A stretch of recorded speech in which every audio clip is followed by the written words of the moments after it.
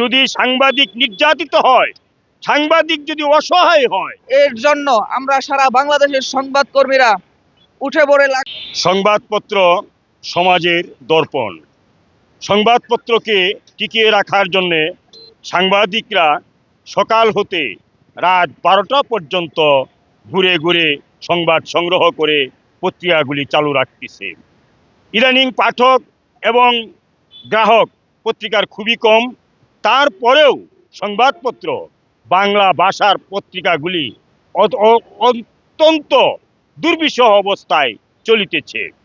পাঠক কম, গ্রাহক কম, তারপরেও পত্রিকাগুলি চলতেছে। এর মাঝখানে যদি সাংবাদিক নির্যাতিত হয়, সাংবাদিক যদি অসহায় হয়, তাহলে ভবিষ্যতে এই আন্তর্জাতিক মাতৃভাষা বাংলা ভাষার যে গৌরব, বাংলা ভাষার যে ঐতিহ্য, তা বিলুপ্ত হয়ে যাবে।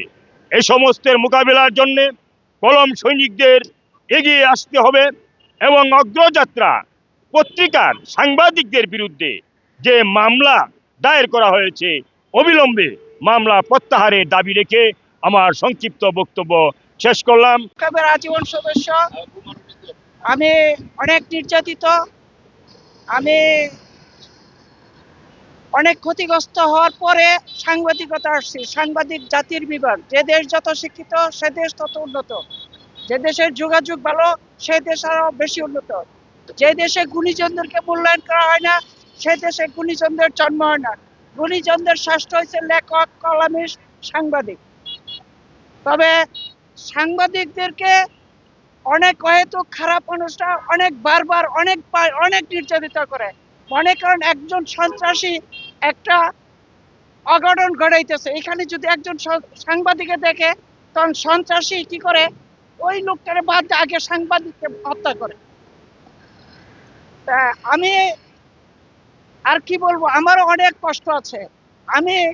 আমি একজন ছাত্র নেতা। যারা মামলা করছে ওরা ফালতু খারাপ, মানে এদের কোনো ভিত্তি নাই। এরা এরা জঘন্য খারাপ। তাদের যদি বিবেক বুদ্ধি থাকতো তাহলে এই মামলাটা করতো না, তারা অবশ্যই করতো না।